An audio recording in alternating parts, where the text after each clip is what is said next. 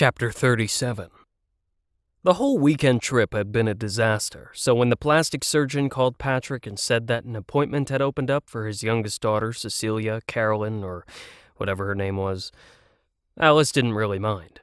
They would drive back to the city immediately. If they did not get stuck in traffic, they might get back in time. Patrick rushed up the stairs to their room and started to pack their bags. When Alice came up, he was almost finished. "I'm sorry.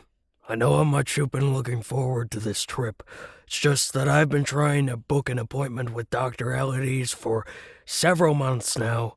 Jessica has started to rot, and she needs plastic surgery if she is to look young forever." He stood up and quickly turned around. "I promise that I will make it up to you somehow." How? "I don't know. We can come back here if you want to, when I have more time and do not have to take care of my family." No.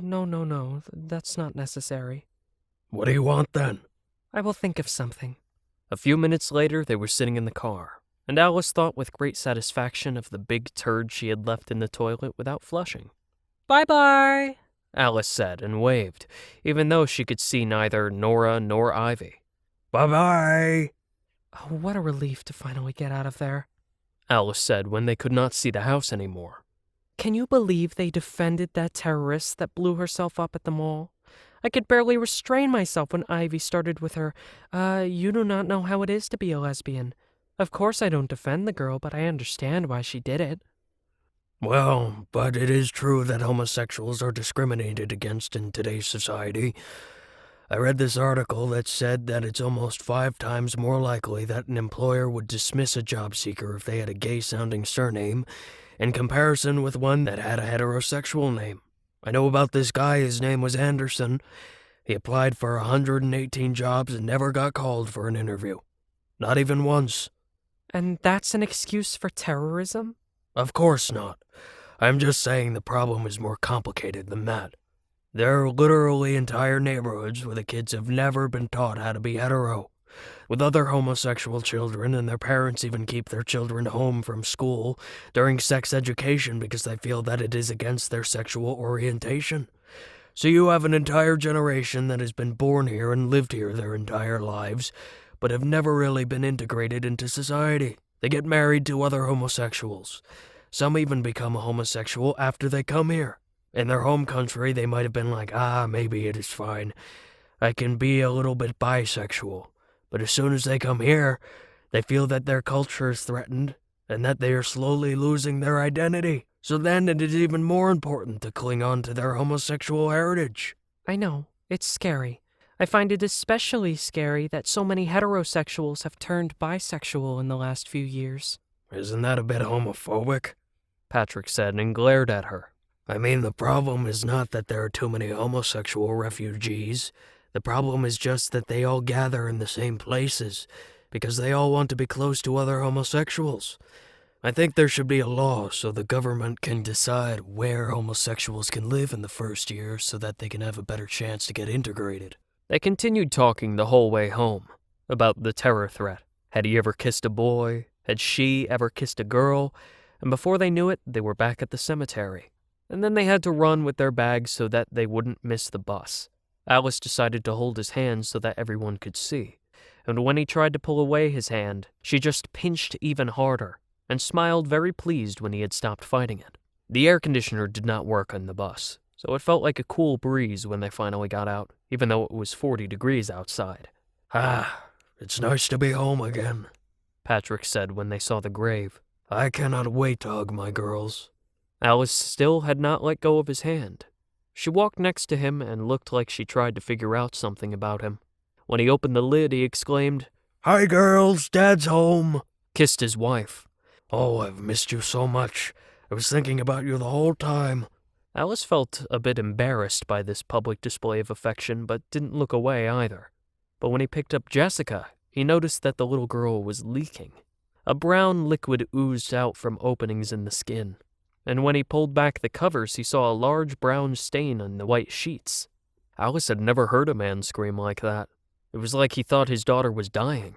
They called for an ambulance, and a few minutes later, the paramedics came running with a stretcher, lifted over the girl, and then ran back to the elevator. When they came back, Someone else was already using the elevator, so they had to stand there and wait while somebody moved in upstairs. "Careful with the tea set," a woman said. "It belonged to my late husband's grandma. Careful, I said.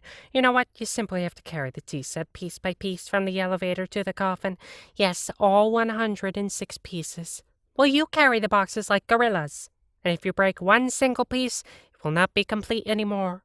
Can you hurry up? My daughter needs plastic surgery. Patrick screamed up at the floor above them. Alice felt a little jealous. He would probably never scream like that if she needed plastic surgery. She could imagine the paramedics running down a corridor with her on the stretcher and the plastic surgeon by her side screaming, "This girl needs a nose job immediately!" And Patrick would come up to the doctor, look at her, and say, Nah, you know what? It is fine. She does not need an operation. "Everyone who has bought a coffin," the woman yelled back, "has the right to use the elevator." They stood and waited until they were done with the elevator. Patrick was walking back and forth, come on, till the elevator came down and the paramedics ran in with the stretcher. Unfortunately, the elevator was not big enough for a stretcher, 2 paramedics, Patrick and Alice. So when the paramedics ran in with the stretcher and then Patrick after them, there was not enough room for Alice. We'll meet you up at the ambulance, Patrick said when the 2 doors slowly slid together. Alice hurried up the stairs so they would not have to wait for her when they came up to the surface and had loaded the girl into the ambulance. When she came up to the surface, she was out of breath, and they had already thrown in Jessica in the back of the ambulance. She was glad that they hadn't had to wait for her, but when she was about to climb into the ambulance, one of the paramedics stopped her and said, "I'm sorry, we only allow family members in the ambulance." And then Patrick leaned forward and said, I will see you at the clinic. They slammed the door and drove off, so Alice rushed to the clinic and had to stand and wait for the bus. When she arrived at the clinic, Patrick sat and cried in the waiting room. A nurse told her that Jessica was in the operating room. "Patrick," she said, trying to comfort him. "What happened?" It felt so good when she hugged him. I never should have left her, bellowed Patrick. It's all my fault. If I had never said yes when you nagged me about going on that stupid trip, none of this would have ever happened. "Oh," Alice said, "but you can't think like that. It's not your fault." Patrick looked at Alice. "No, you're right," he almost said. "It's your fault." But instead he said, From now on, I will never leave the coffin again. "I understand, but let's not jump to any conclusions. You're still very young. There's just too much to do and discover for you to lock yourself in the coffin forever." No, I intend to stay in the coffin forever. If you want to be with me, you must also stay with me inside the coffin. Oh my God. Did he just ask her to move in with him? "Sure," Alice said slowly. "I will stay with you in the coffin forever." Alice soon fell asleep on the couch. She was not really tired, but she had to pass the time somehow, right? She woke up a few hours later, when the plastic surgeon came out from the operating room. Patrick rushed up to her. Is she okay? Is she going to make it? Will she look young forever? "Your daughter is going to make it," she said. "She's going to look young forever." Oh, thank you. Alice came up to them. "But she almost did not make it," the surgeon said accusingly. "If you had come a few hours later, it wouldn't have been possible to save her." I understand, Patrick said, taken by the gravity of the moment. But does she look alive? I want her to look as alive as possible. "Don't you worry, I've installed a Look Alive 2000 in the joints and in the skin, but it must be maintained regularly. The nurse will give you instructions on how to do this." Can I go and see her? "Yes, but don't be dismayed by the fact that it looks like someone has boxed her in the face. It is quite normal with the Look Alive 2000. It will go away in a few days." They walked up to the door. Patrick took a deep breath and then he looked at Alice. Alice, I do not want you to come with me. I saw how you fell asleep on the couch, like you did not even care about Jessica. So I think it's better if you just wait here. "Oh, okay," Alice said and backed away. And then Patrick walked alone into the operating room, and the door closed behind him. They took little Jessica home. Alice told her mom that she would move in with Patrick, and now Alice was extra careful that Patrick would see how much she really cared about Jessica if it meant that Patrick would like her and she did not have to be alone. Isn't this the best after all? Patrick said as they were sitting on the couch. To stay at home and cuddle with the family? The TV was on. The sun is getting bigger by the day, Mrs. Senator. The average global temperature has risen more than 7 degrees over the last 30 years. If we don't do anything soon, the sun will devour the entire planet in less than 6 months. No one's denying global warming, said the pompous woman on the TV screen. However, there's no evidence whatsoever that global warming would be caused by human activity.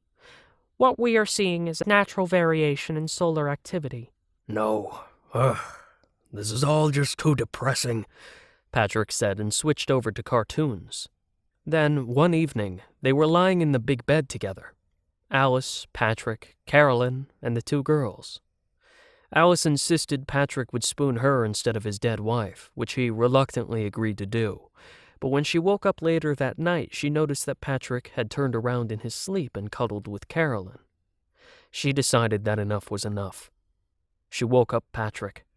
Patrick, she said, and sat up in the bed, so that she almost hit the ceiling with her head. You have to decide. Do you want to be with me or with your dead family? Are you giving me an ultimatum? Yes. Patrick slammed the lid to the coffin shut. Alice stood with her clothes and toothbrush in her arms. It was the middle of the night, but still 45 degrees.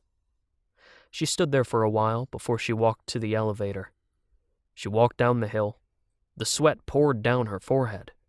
Rang the doorbell. It was 4 in the morning when her mom opened the door.